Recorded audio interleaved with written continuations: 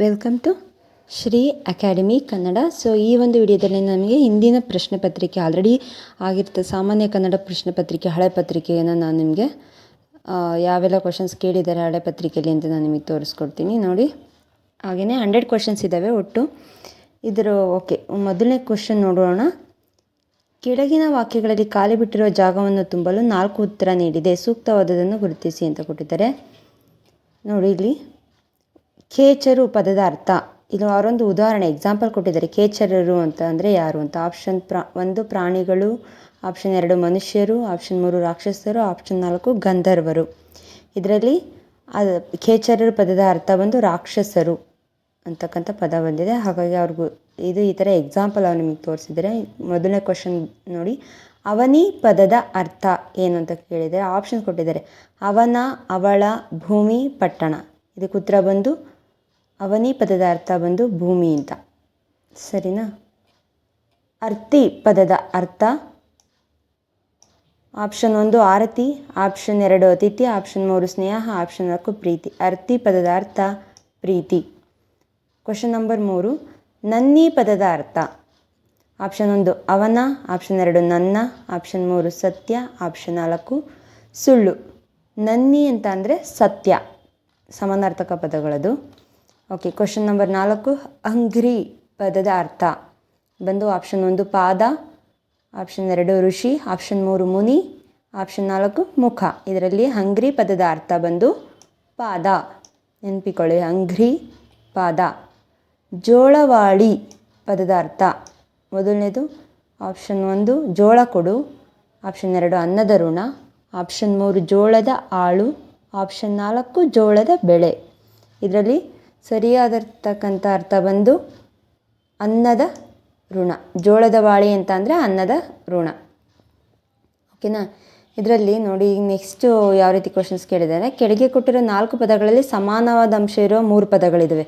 ಅಂದರೆ ಗುಂಪಿಗೆ ಸೇರದ ಪದ ತೆಗೀರಿ ಅಂತ ಐತಲ್ಲ, ಆ ಥರ ನೋಡಿ. ಇಲ್ಲೊಂದು ಉದಾಹರಣೆ ಕೊಟ್ಟಿದ್ದಾರೆ ನಿಮಗೆ. ಇಲ್ಲಿ ಭೂಮಿ, ಇಳೆ, ಕಾನನ, ಧರಿತ್ರಿ.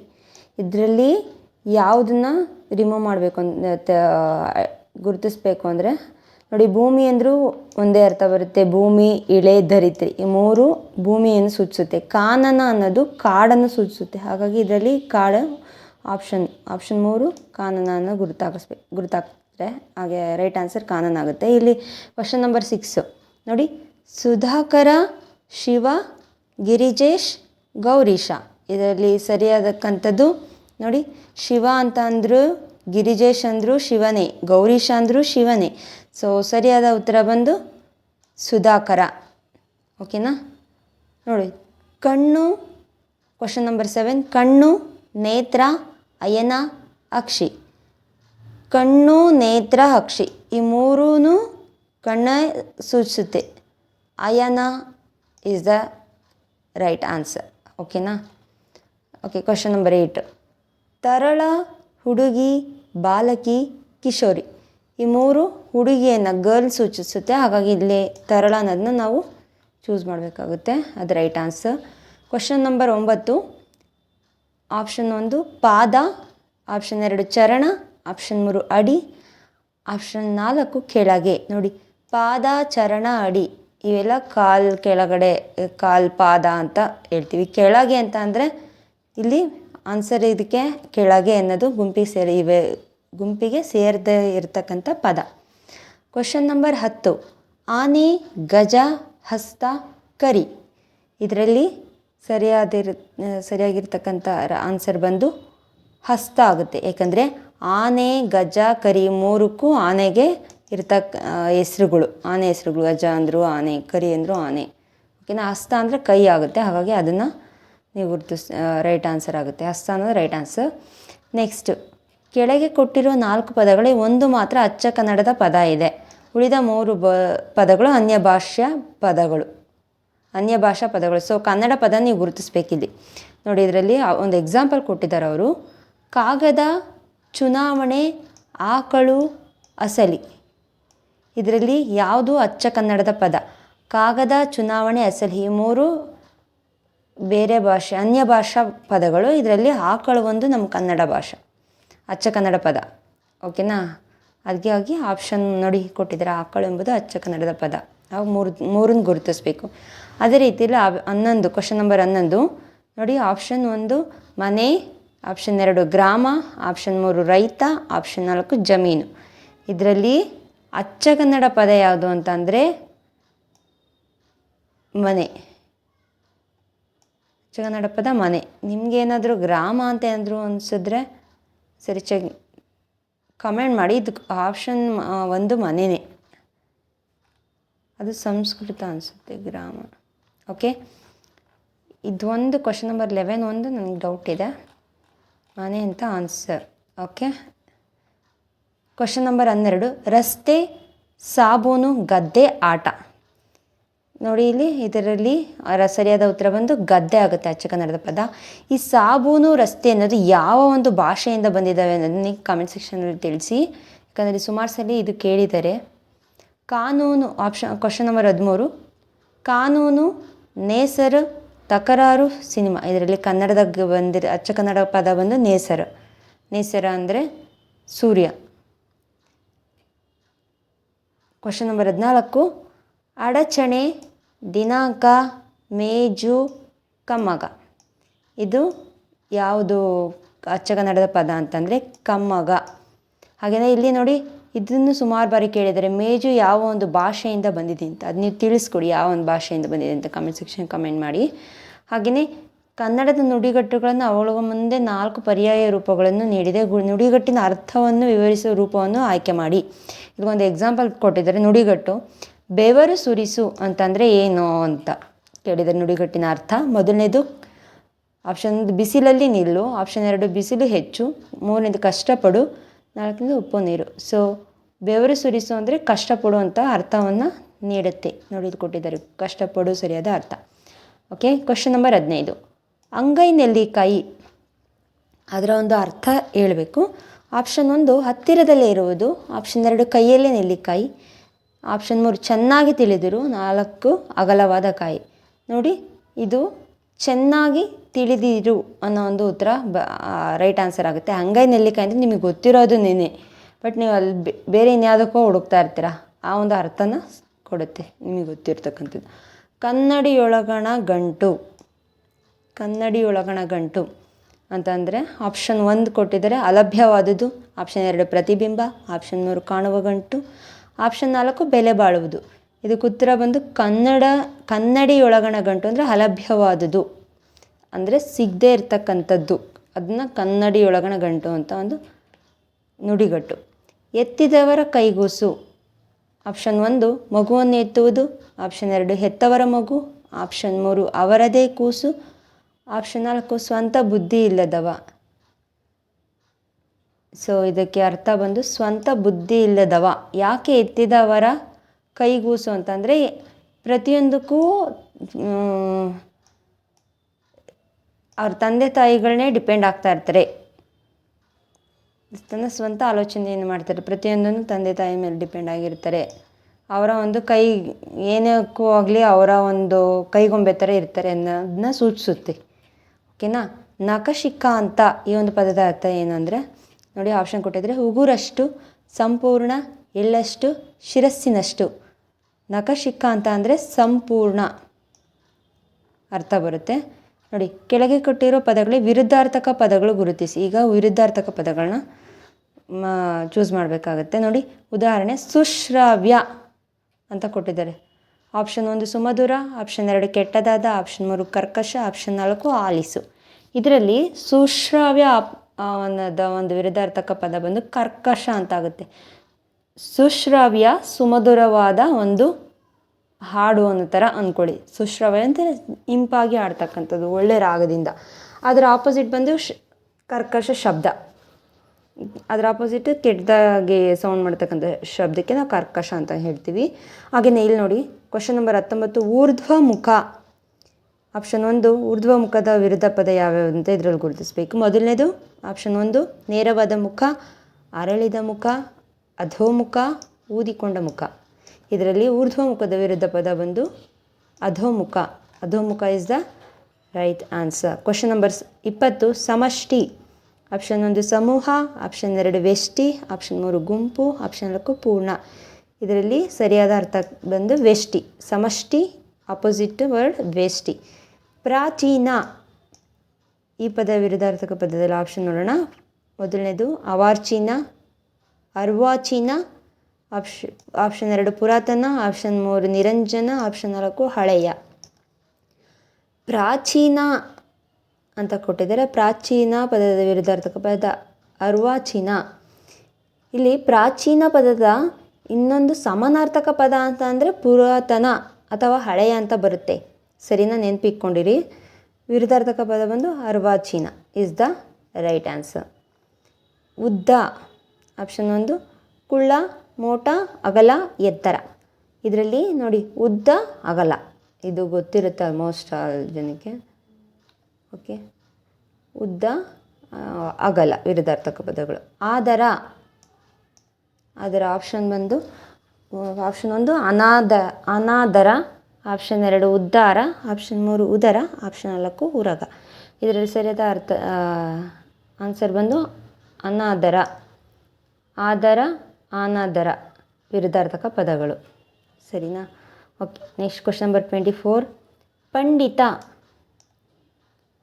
ಆಪ್ಷನ್ 1 ಪಡಿತರ, ಆಪ್ಷನ್ 2 ಪಾಮರ, ಆಪ್ಷನ್ 3 ಜ್ಞಾನಿ, ಆಪ್ಷನ್ 4 ಪಾಂಡಿತ್ಯ. 21ಕ್ಕೆ ಆಪ್ಷನ್ 2 ಪಾಮರ. ಪಂಡಿತ, ಪಾಮರ. ಓಕೆನಾ? ಪಂಡಿತ, ಪಾಮರ ನೆನ್ಪಿಟ್ಕೊಳ್ಳಿ. ನೆಕ್ಸ್ಟ್, ಕೆಳಗಿನ ಪದಗಳಿಗೆ ಅವುಗಳ ಮುಂದೆ ಸೂಚಿಸಿದ ಪರ್ಯಾಯ ರೂಪಗಳನ್ನು ಸಮಾನಾರ್ಥಕವಾದ ಅಥವಾ ಅತಿ ಸಮೀಪವುಳ್ಳ ಅರ್ಥಗಳನ್ನು ಗುರುತಿಸಿ. ಓಕೆ, ಸಮಾನಾರ್ಥಕ ಪದ ಕೇಳಿದರೆ ಉದಾಹರಣೆ ಕರಿ, ಕಪ್ಪಾದ ಕೈ, ಆನೆ, ಬೆಟ್ಟ. ಕರಿ ಅಂದರೆ ಆನೆ. ಓಕೆ, ನೋಡಿ ಆನೆ ಸರಿ ಎಂಬುದು ಸರಿಯಾದ ಉತ್ತರ. ಅದರಿಂದ ಆಪ್ಷನ್ 3 ಗುರುತಿಸಬೇಕು ಅಂತ ಕೊಟ್ಟಿದ್ದಾರೆ. ಈಗ ಕ್ವಶನ್ ನಂಬರ್ 25. ಶಾಲೀವನ ಪದದ ಸಮಾನಾರ್ಥಕ ಪದ. ಶಾಲೀವನ ಆಪ್ಷನ್ 1 ಕಾಡು, ಆಪ್ಷನ್ 2 ಭತ್ತದ ಗದ್ದೆ, ಆಪ್ಷನ್ 3 ವನಮಾಲಿನಿ, ಆಪ್ಷನ್ 4 ಉದ್ಯಾನವನ. ಶಾಲೀವನ ಅಂದರೆ ಭತ್ತದ ಗದ್ದೆ is the right answer. Next question number 26. ಶೌರಿ ಪದದ ಸಮಾನಾರ್ಥಕ ಪದ. ಆಪ್ಷನ್ 1 ಕ್ಷೌರಿಕ, ಆಪ್ಷನ್ 2 ಕಿಂಕರ, ಆಪ್ಷನ್ 3 ಕೃಷ್ಣ, ಆಪ್ಷನ್ 4 ವಿಪ್ರ. ಇದರಲ್ಲಿ ಶೌರಿ ಪದದ ಸಮಾನಾರ್ಥಕ ಪದ ಬಂದು Krishna. Krishna is the right answer. Next, ದೃಗುಜಲ ಪದದ ಸಮಾನಾರ್ಥಕ ಪದ. ದೃಗುಜಲ ಇದನ್ನು 2-3 ಬಾರಿ ಕೇಳಿದ್ದಾರೆ. ಇದು ಒಂದು ಕ್ವಶನ್ನು. ಆಪ್ಷನ್ 1 ಕಣ್ಣೀರು, ಆಪ್ಷನ್ 2 ತಣ್ಣೀರು, option 3 paneer, option 4 ಮೃಗಜಲ.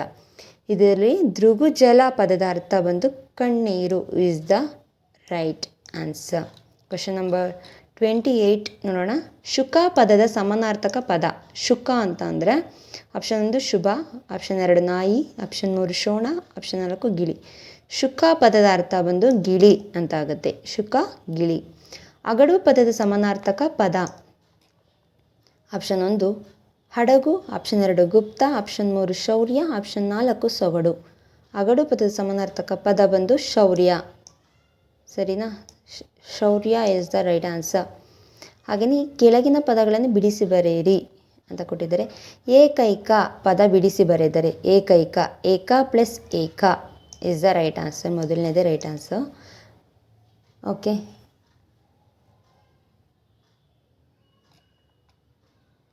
ಕಣ್ಮಲರ್ question number 31 ಬಂದು ಕಣ್ಮಲರ್ ಪದ ಬಿಡಿಸಿ ಬರೆದರೆ.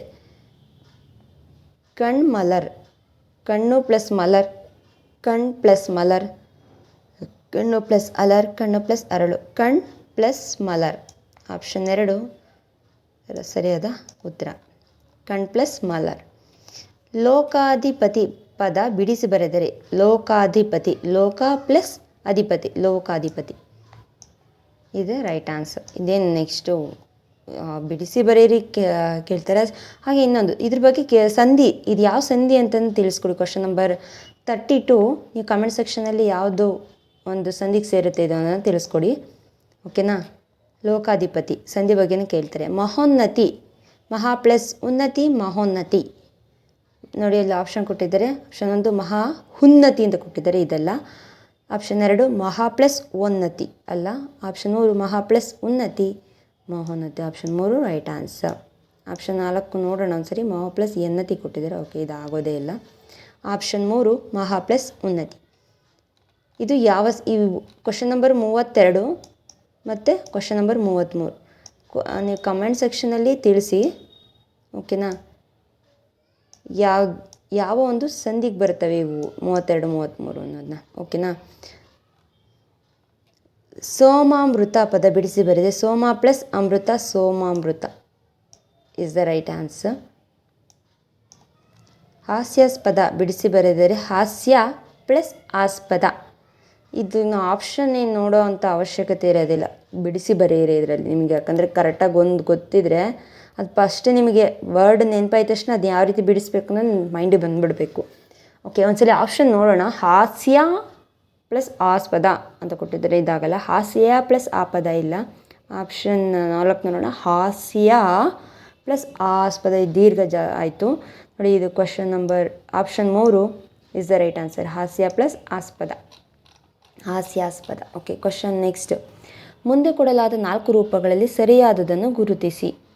ಅಂದರೆ ಇಲ್ಲಿ ಕಾಗುಣಿತಗಳು ನೋಡಬೇಕಾಗುತ್ತೆ ನೋಡಿ. ಇಲ್ಲಿ ಅಚಾತುರ್ಯ, ಇದರಲ್ಲಿ ಯಾವುದು ಸರಿಯಾದ, ಈ ಆಪ್ಷನ್ 4 ಕೊಟ್ಟಿದ್ರೆ ಇದರಲ್ಲಿ ಯಾವುದು ಕರೆಕ್ಟಾಗಿದೆ ಅಂತ ನೀವು ಗುರುತಿಸ್ಬೇಕು. ಉದಾಹರಣೆ ನೋಡಿ, ಇಲ್ಲಿ ಕೊಟ್ಟಿದ್ದಾರೆ. ಇಲ್ಲಿ ಅಚಾತುರ್ಯ, ಆಚಾತುರ್ಯ, ಅಚಾತುರ್ಯ, ಅಚಾತುರ್ಯ ಎರಡು ಸೇಮೇ ಇದೆ ನೋಡಿ. ಇಲ್ಲಿ ಅಚಾತುರ್ಯ ಇದು ಕರೆಕ್ಟಾಗಿದೆ, ಇದು ಕರೆಕ್ಟಾಗಿದೆ. ಇದರಲ್ಲಿ ಅಕಸ್ಮಾತ್ ಏನೋ ಆಪ್ಷನ್ 4ರಲ್ಲಿ ಸುಧಾರಣೆ ಬೇಕಿಲ್ಲ ಅಂತ ಅಂದರೆ, ಇದೇನಾದರೂ ಕೊಟ್ಟಿಲ್ದಲೇ ಈ ಥರ ಇದನ್ನು ಕೊಟ್ಟು ಸುಧಾರಣೆ ಬೇಕಿಲ್ಲ ಅಂತ ಕೊಟ್ಟಿದ್ರೆ ಅವಾಗ ಸುಧಾರಣೆ ಬೇಕಿಲ್ಲ. ಯಾಕಂದರೆ ಇವೆರಡು ಕ್ವಶನ್ ಉದಾಹರಣೆನೂ ಸೇಮೇ ಇದೆ ನೋಡಿ. ಅಚಾತುರ್ಯ, ಅಚಾತುರ್ಯ ಸೇಮೇ ಇದೆ. ಬಟ್ ಇಲ್ಲಿ ಕೊಟ್ಟಿರೋ ಆಪ್ಷನಲ್ಲಿ option 3 is the right answer. So ಅವ್ರು ಅದಕ್ಕೆ ಸರಿಯಾದ ಉತ್ತರ 3 ಗುರುತಿಸಬೇಕು ಅಂತ ಕೊಟ್ಟಿದ್ದಾರೆ. ಈಗ ನೆಕ್ಸ್ಟ್ 4 ಆಪ್ಷನ್ ಕೊಟ್ಟಿದ್ದಾರೆ ನೋಡಿ. ನಿಷೇಧಾರ್ಥಕ, ನಿಷೇಧಾರ್ಥಕ, ನಿಷೇಧವರ್ತಕ, ನಿಷೇಧಾರ್ಥಕ ಇಸ್ ದ ರೈಟ್ ಆನ್ಸರ್. ಕಾಗುಣಿತಗಳು ನಿಷೇಧಾರ್ಥಕ ನೋಡಿ. Option 4 right answer. ಗೃಹಸ್ಥಾಶ್ರಮ, ಗೃಹಸ್ಥಾಶ್ರಮ, ಗೃಹಸ್ಥಾಶ್ರಮ, ಗೃಹಸ್ಥಾಶ್ರಮ ನೋಡಿ. ಗೃಹಸ್ಥಾಶ್ರಮ ಕಾಗುಣಿತಗಳು ಹೆಚ್ಚು ಕಡಿಮೆ ಇರ್ತವೆ, ನೀವು ಅಬ್ಸರ್ವ್ ಮಾಡಿ ನೋಡಿ. ರೈಟ್ ಆನ್ಸರ್ ಸೆಕೆಂಡ್ ಆಪ್ಷನ್ 2, ಓಕೆನಾ. Question number 38. ಸರ್ವಜ್ಞ, ಸರ್ವಯಜ್ಞ, ಸರ್ವಜ್ಞ, ಸರ್ವಜ್ಞ. ಸರ್ವಜ್ಞ ಇದು ರೈಟ್ ಆನ್ಸರ್ ಆಗುತ್ತೆ. ಆಪ್ಷನ್ 1 ಸರ್ವಜ್ಞ. ಕೆಲವೊಬ್ಬರು ಇದು ರೈಟ್ ಅಂತ ಹೇಳಿದ್ದು ಉಂಟಿದೆ. Okay, option 1 right answer. Question number 39. ಈಶಾವಾಸ್ಯಂ, ಈಶಾವಾಸ್ಯಂ, ಈಶಾವಾಸ್ಯಂ, ಈಶಾವಾಸ್ಯಂ. ಆಪ್ಷನ್ 1 ಈಶಾವಾಸ್ಯಂ ಇದು ಸರಿಯಾದ ಪದ. ಅಮೃತ ಸಿಂಧು, ಅಮೃತ ಸಿಂಧು, ಅಮೃತ ಸಿಂಧು, ಅಮೃತ ಸಿಂಧು.